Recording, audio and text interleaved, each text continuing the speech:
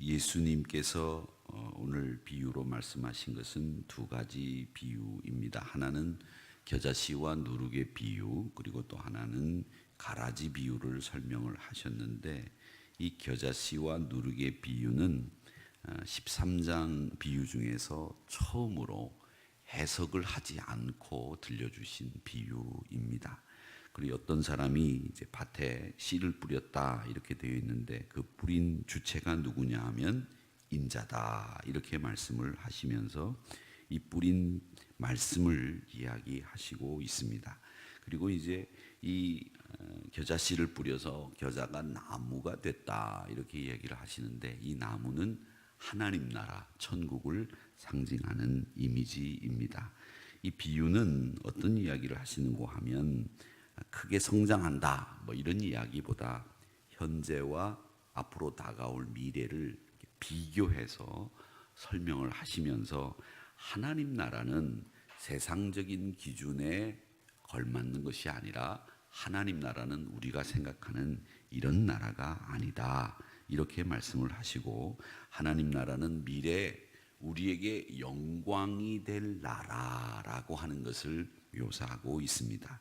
그러니까 이 겨자씨 비유는 요만한 것이 크게 된다라고 하는 성공주의나 승리주의를 이야기하는 것이 아니고, 이 겨자씨 한 알만큼 작은 것이 큰 역할을 하듯이 하나님 나라 백성들은 비록 우리가 지금 숨은 것 같고 무명한 것 같고 안 보이는 것 같지만, 그 언젠가 하나님 나라를 이루게 될 시점이 도래하게 된다 이렇게 이야기를 하시고 있습니다. 예수님의 활동이 당시에 로마를 또 팔레스타인을 유대 지방을 완전히 뒤엎어버린 그런 활동은 아니었죠. 그냥 나사렛이라고 하는 갈릴리 지역의 조그만 지역에서 30살 먹은 청년의 활동이었지만은, 그 겨자씨 같은 작은 움직임이 세상을 바꾸고 인류를 구원하는 일들을 만들어낸 것처럼, 하나님 나라는 화려하고 멋진 그런 백향목 같은 나무와 같은 곳이 아니라 조그만한 겨자씨 같은 것이 큰 나무를 이루는 이런 모습을 가진 것이 하나님 나라다라고 하는 것을 말씀하시기 위해서 이 겨자씨의 비유를 말씀하시고 있다라고 하는 겁니다. 그 다음에 이 누룩이라고 하는 것도 보면 이 밀가루 안에 들어가서, 누룩이 큰 덩어리가 아니지 않습니까? 이스트라고도 이 얘기를 하는데, 조그마한 것이 들어가서 그 빵을 만들기 전에 아랫목에다가 밀가루를 잘 반죽을 쳐서 두면 이렇게 커지지 않습니까? 그렇듯이 하나님 나라는 숨겨진 속성에 초점을 맞추고 있다는 거예요. 숨겨진 속성. 그래서 하나님 나라는 우리가 사람들이 깨닫지는 못해도, 하나님 나라는 서서히 누룩이 들어가서 밀가루를 빵을 만들어내듯 그렇게 부풀려게 할 수 있는 능력이 있는 것처럼, 우리는 지금 조그만한 행동이지만 그 행동이 사람들을 바꾸고 사람들을 변화시키고 사람들에게 소망을 주는 이 은밀한 하나님 나라의 속성을 이야기하고 있다라고 하는 것을 말씀하고 있습니다. 또 이 겨자씨의 비유와 누룩의 비유를 통해서 드러난 하나님의 나라는 이미 하나님 나라가 시작이 된 거예요. 우리가 하나님 나라를 시작시키는 게 아니라 하나님 나라가 이미 시작됐고, 그 나라는 겸손한 하나님 백성들의 나라, 그리고 은밀한 하나님의 나라라고 하는 것을 이야기하고 있습니다. 그리고 이 하나님의 나라는 지금 여기서 멈추는 나라가 아니고요, 앞으로 장차 미래에 우리를 향해서 우리에게 영광을 주실, 하나님의 사랑을 주실 그럴 나라입니다 라고 하는 것을 이야기하고 있습니다. 그러니까 이 하나님의 나라는 어느 시점에 와서 멈추는 나라가 아니죠. 계속 앞으로 전진하는 나라인데다가, 하나님의 나라의 속성이라고 하는 것은 언제나 소망을 줍니다. 하나님 나라의 속성은 언제나 확신을 줍니다. 하나님 나라의 속성이라고 하는 것은 언제나 우리에게 보잘것없는 것 같아 보이지만 그 사람들을 통해서 하나님 나라를 이루어 간다라고 하는 것을 말씀하고 있는 것, 그것이 바로 겨자씨와 누룩을 통해서 우리에게 비유로 말씀하신 겁니다. 자, 그 다음에 또 하나 비유, 가라지의 비유를 말씀하시고 있는데, 이 가라지의 비유는 이 마지막 때가 되면 우리에게 심판, 종말이 온다는 말씀이지요. 이 재림이라고 하는 것은 바로 종말의 추수가 일어나는 때를 이야기하는데, 마지막 때가 되면 천사들을 시켜서 그 가라지를 그대로 뒀던 그 가라지를 다 정리해가지고 불태울 거다라는 거죠. 그러니까 여러분, 악인과 의인이 같이 있다고 해서 저 악인은 왜 잘 되지? 그걸 그냥 두고 계시는 하나님에 대해서 원망하고 불평할 이유가 없습니다. 왜냐하면 하나님은 그냥 두고 보신다는 거예요. 그러다가 마지막 때가 되면 그 가라지를 가만두지 않는다라고 하는 것을 말씀하시고 있는데, 예수님의 삶도 그러시지 않았습니까? 예수님의 삶도 지상에서는 고난의 세월을 보내시면서 겸손한 삶, 국률의 삶, 그리고 언제나 당하는, 핍박당하는 이런 모습을 우리에게 보여주셨지만, 세상 끝날에는 재판장으로서의 모습을 우리에게 보여주실 것이다 라고 하는 것을 이야기하시고 있습니다. 우리 믿음의 사람들도 마찬가지입니다. 지금 우리가 힘들고 어렵고 뭐 아무것도 없는 무명한 사람 같으나, 하나님의 나라가 오게 되는, 하나님 아버지께서 완성하시는 그 나라가 되면 하늘에서 해처럼 빛나게 될 것이다, 그렇게 말씀을 하시고 있습니다.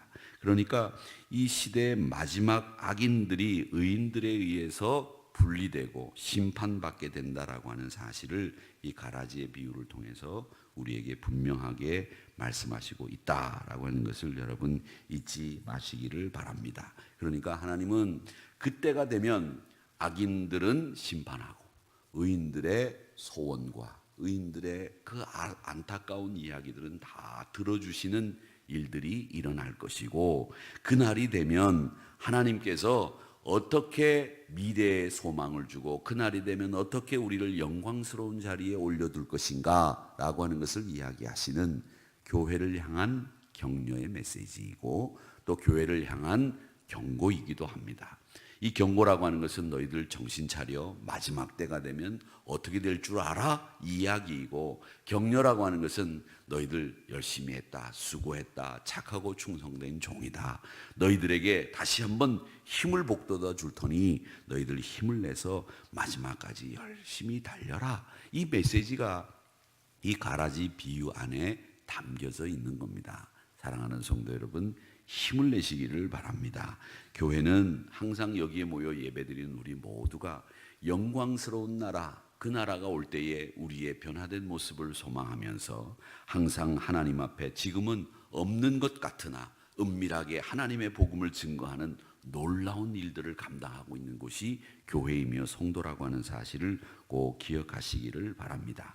그래서 오늘 우리가 생각해 볼 이 두 가지 비유를 통해서 생각할 것은, 하나님의 나라는 멈추어 있는 나라가 아니라 가면 갈수록 성장하는 나라, 커가는 나라, 하나님의 영향력이 퍼져가는 나라가 하나님의 나라라고 하는 것을 우리가 배우게 되는 겁니다.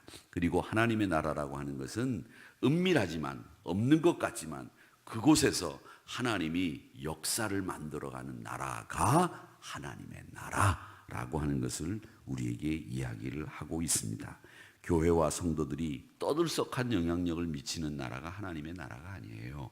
조그마한 일이지만 그것을 통해서 하나님의 나라가 번져가듯, 이 불길이 번져가듯이 그렇게 번져가는 겁니다. 그게 하나님의 나라의 속성이고, 마지막으로 하나님의 나라는 비밀을 가진 나라예요. 그 비밀은 결국 드러나야 그게 비밀이죠.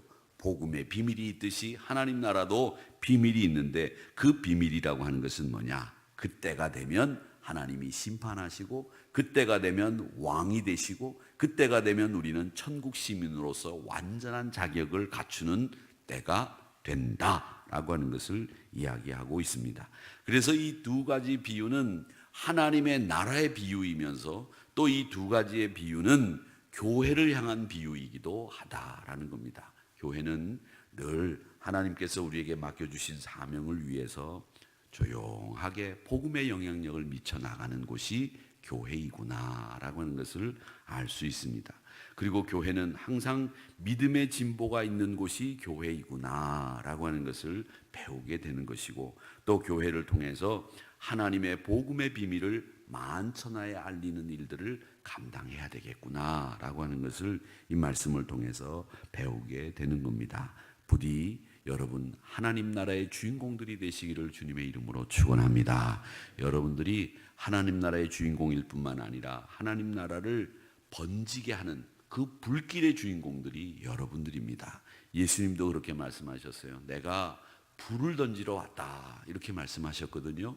불을 던지러 왔다 이 말씀은 뭘 얘기하느냐 하면 우리에게 우리 가슴 속에 불을 던지기 위해서 오신 분이 예수님이시고 또 우리 가슴에 불만 던지는 것이 아니라 이 세상을 향해서 모든 것을 성령으로 태워버릴 수 있는 이 불을 우리 주님이 우리에게 주시기 위해서 오신 것이다 라고 하는 것을 기억하시면서 이렇게 성장하고 또 은밀하게 확장되는 하나님의 나라의 속성처럼 교회를 향해서 주신 이 메시지를 여러분 잘 들으시고 하나님 나라의 주인공으로서 오늘도 승리하는 여러분의 삶이 되기를 주님의 이름으로 축원합니다.